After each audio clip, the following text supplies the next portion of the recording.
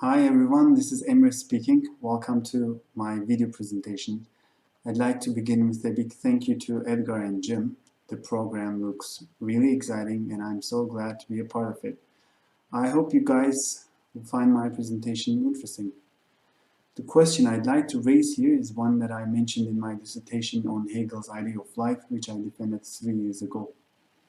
In a nutshell, the question is whether teleology can and needs to come immediately before life as a logical category.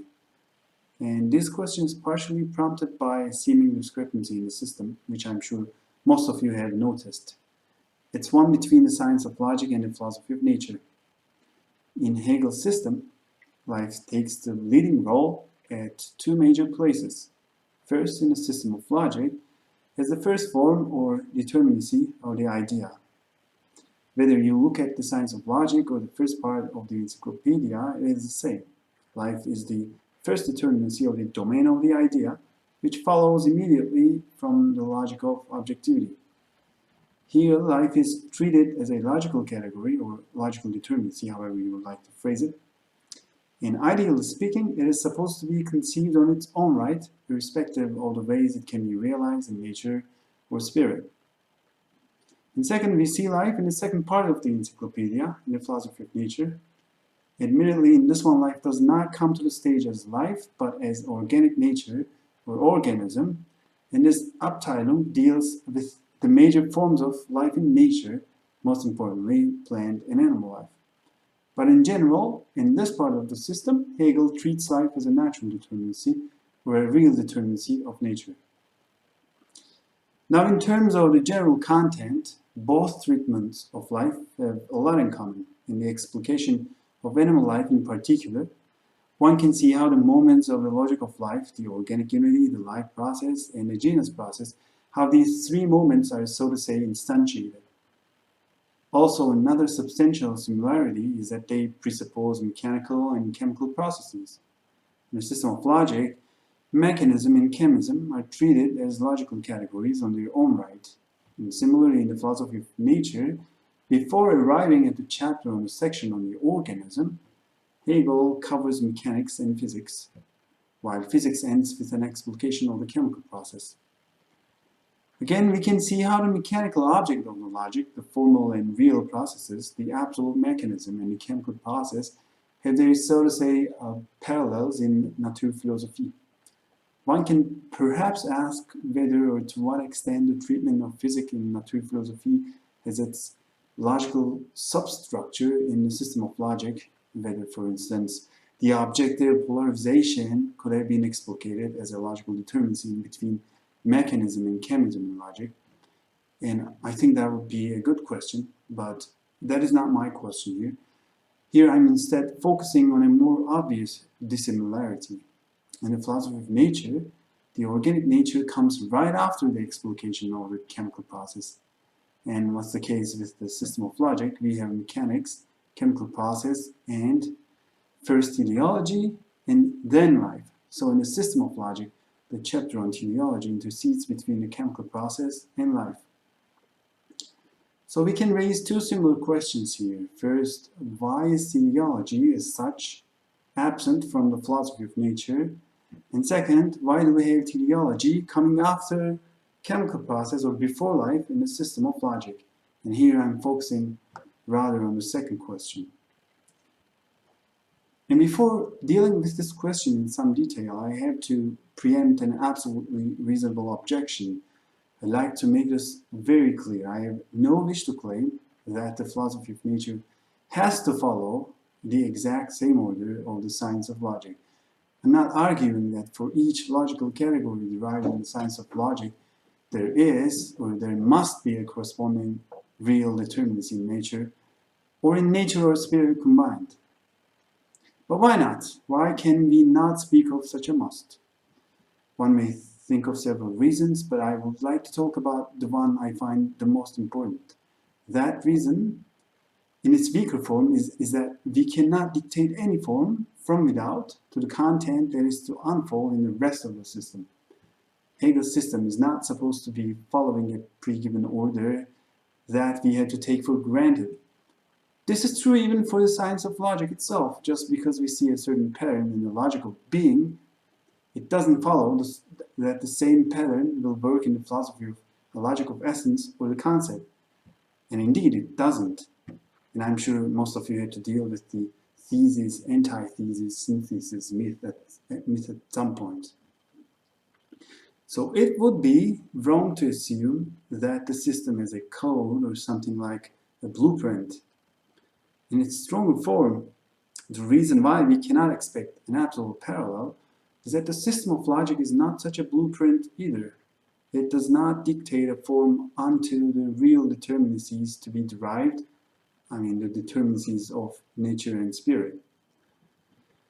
Otherwise, the system could not be self-determining. It could not be the self-differentiation of the concept into its particulars. And if the concept itself, if philosophy itself, is not self-determining, then the entire enterprise of systematic philosophy would fail to deliver its promise, and then we would be left with an aggregate of interesting paragraphs that can be employed in our thematic investigations carried out from a contingent perspective. It would still be fun and interesting to some extent, but as fun and interesting as the life of the inhabitants of the Truman Show. So some of this may sound a bit controversial, but you would at least appreciate that it would not be possible to give a detailed account of the self-determination of the system as a whole here. So if I'm raising the question about the interception of teleology, not because there must be something like a one-to-one correspondence between the parts of the system, then why is that bothering me? Because I think it is worth asking whether life could immediately follow chemical process in the science of logic. There is enough reason to at least raise this question. Here are the two major reasons that I would like to explore. One is the indirect and the other is the direct reason.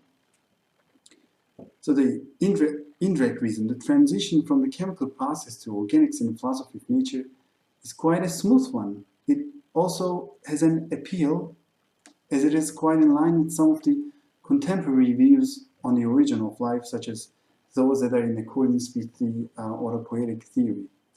Now, when we look at the logic of chemism and how it develops and ends, one can argue that it already provides all that is necessary for the idea of life in its immediacy. In this sense, one can argue that the system of logic could make a smooth transition from objectivity to the idea without interjecting teleology in between. And that is the first possibility I would like to explore. Second, and the direct reason, is that teleology, conceived as a logical category, may not be conceivable without the first and immediate determinacy of life. The logic of teleology runs into a problem, and it may not be able to resolve it from within its own resources without appeal to the minimum determinacy of life. And as I would like to explain, this is not one of those typical cases in which the category of X finds its truth in the category Y that follows from it. Just as life cannot be conceived without mechanical or chemical processes, teleology may not be properly intelligible without life. Now I would like to discuss these two reasons in more detail. Okay, the first ground for suspicion is that we could perhaps smoothly slide from the chemical process to life. I call this ground indirect as it first appeals to the philosophy of nature, but in fact, that is mostly for heuristic reasons. So before going to the system of logic, let's briefly turn to the chemical process in the philosophy of nature. In a couple of different paragraphs, Hegel says, using almost identical sentences, that the chemical process as a totality is an analog of life. In a nutshell, he says life is a chemical process made perpetual. If the chemical process could carry itself on spontaneously, it would be life. But what's the chemical process as a totality? The main moments of the chemical process are the combination of chemical bodies into a neutral, particular individual, and a dissociation of this individual back into differences through a series of processes, which at the same time characterizes certain universal kinds of natural chemical processes. But the overall idea is that the chemical process is a totality, a total process, is a philosophically relevant natural determinacy, is a circle of particular processes of combination and dissociation. As Hegel summarizes in paragraph 329 in the Philosophy of Nature, each of these moments presupposes the other, but is itself initiated from without and becomes extinct in its particular product, without from its own resources continuing itself and passing imminently into the process. So in one go, Hegel summarizes the similarity to life and also the difference from life. First, this implies that in a certain sense, the process can be perpetual and to some extent spontaneous. To be clear, Hegel does indicate that the chemical process is contingent upon external factors such as catalysts, and dissociation does not necessarily mean the reproduction of the initially primed chemical objects. But the point is, although no single chemical reaction is by itself autocatalytic, it is possible to have a plurality of chemical processes that produces the inputs and catalysts that can renew the process in its entirety. So a series of chemical processes can reproduce its beginning conditions and a capacity to bring about the presuppositions of one's existence is something new in the system of nature and in its explication. The chain of chemical processes can realize this possibility. When it does, Hegel calls it a fully realized chemical process. So this is the similarity with life. Of course, Hegel knows that the perpetuity of the process is just one side of the coin, because on the other side, there is a separation of the two moments, identity and difference in a chemical process. They do not coexist as they do in life. They just form a sequence in a chemical process. The organism, by contrast, sustains its unity thanks to its continuously differentiating yet coexisting particular constituents, which are the organs. So, as a matter of fact, with this total process that produces its presupposition, we have a new determinacy. And Hegel has no problem using familiar indicators to signify determinacies. He thinks we happen to have a fitting example for the fully realized chemical process, and it is the Earth. So we can simply call this determinacy the Earth. Hegel says that the Earth, or equally its universal process, is the fully realized chemical process. He speaks of the Earth as the universal individual and calls it self-maintaining and alive. The Earth does not have a chemical other. It does not have relationship problems, so it never dissolves. It just houses chemical processes in such a way that these also incorporate all other objective processes, mechanical, magnetic, and electrical. Hegel calls those chemical processes of the Earth the meteorological process, the great chemistry of nature, as he puts it. This process ranks higher than all the other inorganic processes because, Hegel says, it immediately precedes the vital processes. Nonetheless, Hegel also calls the Earth the geological organism and considers it under the heading of organics. So it seems he has already made the transition to life. But he adds that the geological organism itself, a form of organism, is not even a living creature. This has to do with how Hegel defines the organism in the science of logic, I think. It is the organism is the objectivity of life. In this respect, the geological organism is only the ground and the basis of life, a skeleton on which life clings. It is the sort of natural entity on which life can flourish. It provides the setting that life and living things require. Unlike other forms of life, the geological organism does not produce itself. It has a history. Its process of formation is prior to it. It does not develop its determined formation or shape. It does not produce the totality of formations that accommodate geochemical processes solely by its own activity or actively bring them together by virtue of being their unified subject. In other words, the factors that figure in the formation of the habitable state of the Earth are not produced by its geochemical processes. They're the results of a history of former and exterior mechanical, electromagnetic, and chemical processes, some of which lie even outside of it. Yet still, it proves to be something more than a mere circular chain of chemical processes. It cannot be reduced to the chemical process. It has a determined shape, and it preserves this shape in and through the multiplicity of processes that it undergoes. Second, even though the processes that factor in its initial formation are exterior to it, it accommodates the totality of self-perpetuating and self-regulating chemical processes, which can also be considered as geochemical cycles. As Hegel puts it, it is in this regard the conservation and the perpetual generation of a system of differences. The members that factor in these cycles, such as landforms or geological formations produced by tectonics, and celestial bodies that are subordinated to the self-perpetuating processes of the Earth, are self-subsisting individuals which are not reproduced by the processes they enable.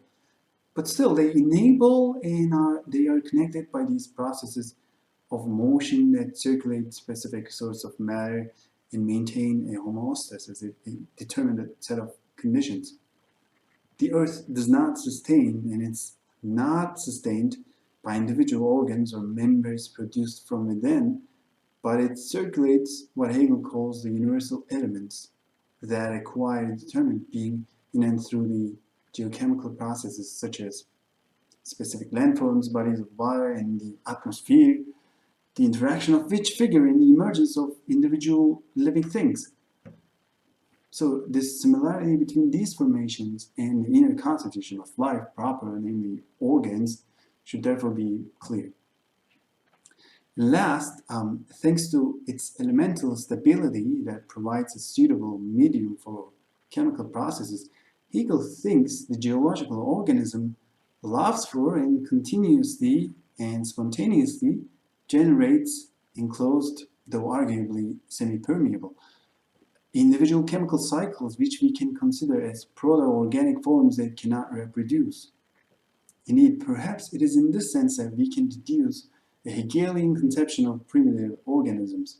In a way that parallels the immediacy of life in logic, these rudimentary forms of life consist of material components that just happen to fall together within an enclosed region only to engage in a network of mechanical, chemical, and electromagnetic processes that altogether perpetuate itself. So while the geological organism provides us at most the shape of life in the section of organics, the animal organism instantiates the three processes of life to the fullest extent. Unlike the geological organism that has a history, the animal is a self-produced and self-differentiated internal constitution, ability to reproduce itself in and through assimilating and appropriating its environment, and a capacity to make itself perpetual through reproduction. The plant life comes in between the two, exhibiting all three processes in a way, but to a lesser extent and in an indeterminate and barely distinguishable way, which demonstrates its lack of true unity and subjectivity. And so much for the smooth transition between the inorganic world and the organic world in the philosophy of nature. For this transition from the chemical process to geological organism and then to the plant, Hegel doesn't mention anything about external teleology, at least not in any explicit way. Now let's go to the logic of chemism and see if something similar was achievable also there. At the beginning of the logic of chemism, we have distinct objects with immanent determinacies, as opposed to the objects of absolute mechanism where the so-called individuating determinacies are only totally relational. But it turns out the activity of chemical objects is prefigured by their chemical counterparts. More truly, in and through their relationship with their counterparts, each chemical object proves itself to be the particular of one and the same implicit universal. But this so-called neutral universal is not a truly self-differentiating one. It is differentiated into its particulars externally and not by its own activity. So just as the unification and differentiation of the chemical objects are distinct processes, the unity and particularity that are supposed to constitute the concept are in chemism distinct moments.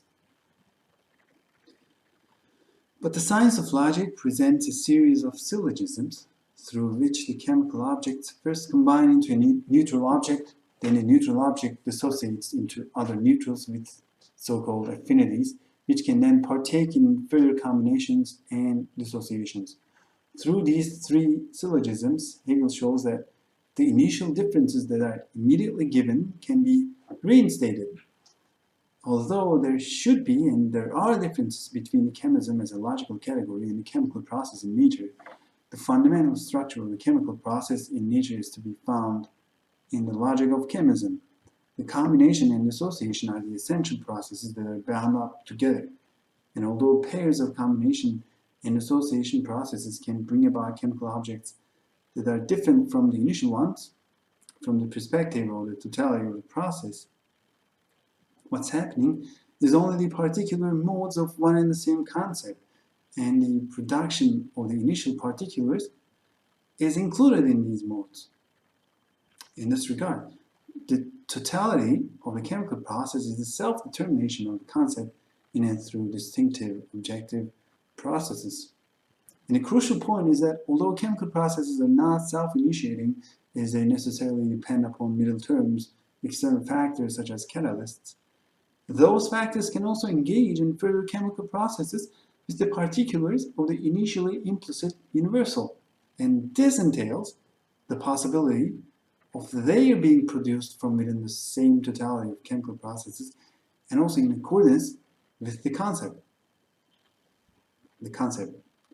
of the chemical. As a result, Hegel logically shows that the chemical process as a whole can thus bring about its presuppositions, that is, the factors that initiate it on one hand and enable it on the other, and thereby realize itself through its own course. So the entire chemical process is a unity that determines its objectivity as a means to realizing itself, if not to maintain it. And here we reach at the concept of the purpose, the concept of self-realization in objectivity. In the encyclopedia version, Hegel sums it up quite briefly. He says the transition from chemism to the teleological relationship is entailed by the fact that the two forms of the chemical process, combination and dissociation, reciprocally sublate one another. In this way, it comes about that the concept initially only present in itself in chemism and in mechanism becomes free, and the concept, thus existing concretely for itself, is the purpose. So the implicit concept is realized in objectivity. Now the question is, why would this purpose, which is the concept of its self-realization, why would it not be the immediate subject-object, immediately self-realizing objectivity? Because if it could be, then we would already be speaking of life. In parentheses, I'd like to note how similar this transition could have been to the transition to the concept from the cause and effect relation, although at a higher level. The universal as such is the identity of the cause and effect, and that universal is the immediately self-differentiating unity. Now, this time we have the objective processes of universal differentiating into its particulars, in particulars unifying to demonstrate their universality. Although these are distinct processes, they presuppose one another and no other external factor. So this is self-realization and self-differentiation in objectivity, and its immediate form is life, the purpose, that is immediately self-realizing and self-differentiating in objectivity. However, in the end, we don't have an immediately self-realizing objectivity, but rather merely subjective purpose yet to be realized in objectivity. I'd like to clarify here that I am not questioning the presentation of teleology as a distinct logical determinacy. It does have a logical structure that is embedded in several determinations of nature and spirit, and a logical relation between the end and the means, as well as the process of objective realization of a subjective content, should be logically explicated. The question is whether this is the right place to do so. So it's also crucial to emphasize that the external determinability of objectivity is what allows for the subject to subordinate and enlist mechanical and chemical processes to its own end. So there's no confusion here either. So what does this logical structure of teleology involve? First of all, of course, the end as the subjective content that presupposes its realization in objectivity. But Hegel says here that purpose is, in the first instance, precisely this concept which is external to the mechanical object. I think it's not clear, still in the sphere of objectivity, how we ended up with a purely subjective content that stands over against objectivity. Nonetheless, Hegel says that we have this concept of an end, and it's an essential striving and impulse to posit itself externally. The purpose now needs to subordinate the objectivity presupposed for its objective realization. After all, it is not immediately realized, otherwise it would already have been subjectively realized in objectivity. We do not have here some sort of divine intuition that creates while intuited. It is going to realize itself in objectivity, and teleology involves objective processes regardless of its form. But for the subjective end to determine that objectivity and realize itself in it, it needs to employ some means. The employment of the means is possible only if the subjective end can relate to its means. For the subject, enlisting and transforming the means for its purpose is already a purposive process of self-realization in objectivity, which itself requires the mediation of some further means. So each time the subjective end relates to its means, it requires some other means, and this creates an infinite regress. As you can see from the quote, this is something Hegel himself points out. The conclusion he derives from this is that it is entirely a matter of indifference whether we consider an object determined by external purpose as realized purpose or only as means. And he's right, but there is another conclusion to be derived. We can speak of an infinite regress unless the subject can immediately get hold of its means. In fact, if this is not in place, then we cannot have teleological process at all.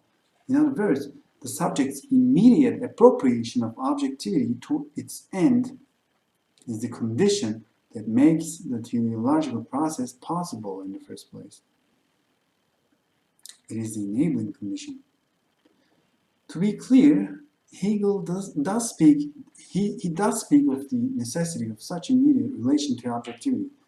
As a matter of fact, he uses this immediate subjugation of the means in order to argue that the extremes of the process, the end and its realization, overlap in their middle term, namely the means, that is during the realization. This overlapping thereby implies life, where the end and the means coincide. And Hegel is totally right here. The immediate appropriation of the object by a subject implies an immediate unity of the idea. And indeed, the examples Hegel gives in the relevant passages are from life and human body, although they all imply the reality of the mind. Still, to be clear, this is not how Hegel makes the transition from teleology to life, because this is the second moment, because at this point we still don't have the realized purpose, the third moment. But how exactly does the subjective end immediately relate to an object? We can still ask this question. In the Encyclopedia Logic, Hegel argues that the end sizes its means immediately because it's the power over the object, because in it the particularity is contained, and in the latter the objectivity is also contained. In the Science of Logic, he offers a somewhat more detailed justification, which is here in the next quote you can read. But I think both justifications seem to be presupposing the subject's power of immediate appropriation rather than accounting for it. Certainly, life requires the subordination of objective processes to its end.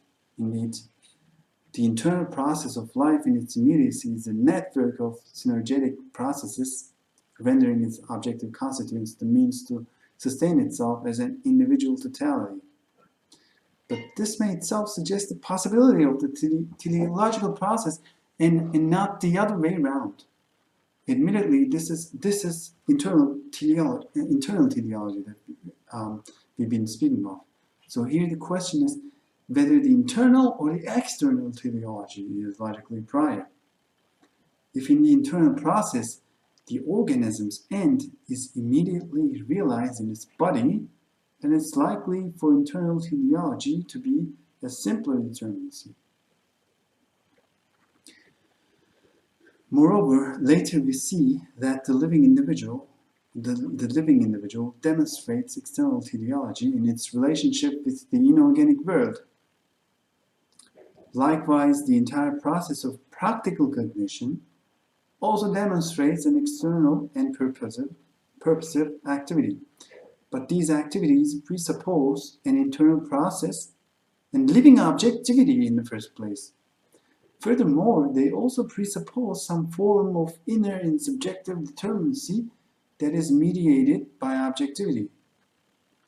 In the life process, this is the feeling of the need, and in the pursuit of the good in the practical cognition, it's the representation of the good.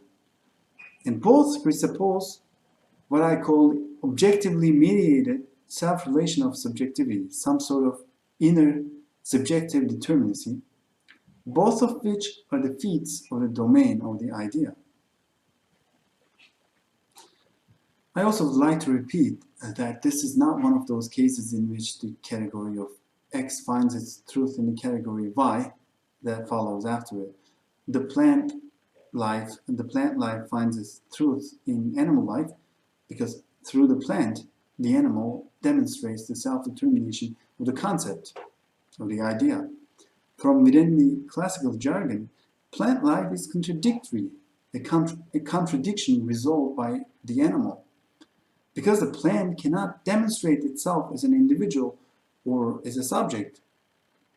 But all that does not render plant life inconceivable on its own right without any reference to the animal. We can still conceive of plant life on its own right without any reference to the animal.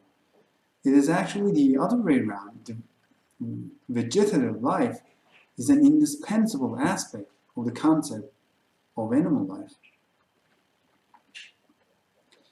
Now, it was tempting to ask the following question. Can we think of purposiveness without life? Can we, for instance, speak of an instantiation of purposiveness without life? For example, even though everything in nature has chemical properties, we can still think of mechanical processes without referring to their chemical properties. Likewise, we can talk about chemical reactions without bringing in organic chemistry, although organic chemistry is arguably now a causal factor in every event in the universe, in every sort of mechanical and chemical relation. But this is not the question I asked. This is not the right approach, I think, and that is why I did not take that path in this talk. Because the point of the system of logic is to demonstrate that its categories are conceivable irrespective of their possible natural, psychological, or social instantiations. If we can think of the category of teleology before life, then it has to come prior in the order of explication. But I try to point out and show that perhaps we just cannot do that. We cannot think of the category of teleology before life in a consistent way, or without begging the question. So all this was to open a discussion or the possibility of a different ordering in a logical exposition, bypassing or maybe postponing teleology for a direct passage from chemism to life in its immediacy in the system of logic. To repeat, the systematic order of the natural determinacies laid out in the philosophy of nature can have no authority over the sequence of logical determinacies. There does not have to be a one-to-one correspondence between the logical categories and natural determinacies as explicated in Hegel's system. However, the direct transition from chemism to organics, or from the self-sustaining totality of the geological organism to the plant organism in the philosophy of nature, may still prompt us to consider a parallel transition in the logical exposition. Furthermore, I pointed out a reference in the logical teleology to the features of life as a logical category, which may imply that the logic of life could have come first. I think any account of the objective realization of the concept first presupposes an immediate differentiation of the universal into its objective particulars, which is, first of all, nothing but life in its immediacy. I thought this question could be interesting and stimulating for our workshop because it gives us the opportunity to talk about a couple of fundamental aspects of Hegel's system in its entirety, and more importantly, our approach to it. I'm looking forward to hearing why you all think this is plausible or implausible, and I'm sure the comments will allow us to reflect on how differently we approach to Hegel's system in general. Thanks for watching, thank you for your time, and please don't forget to subscribe to my channel if one day I open one. See you in a couple of weeks.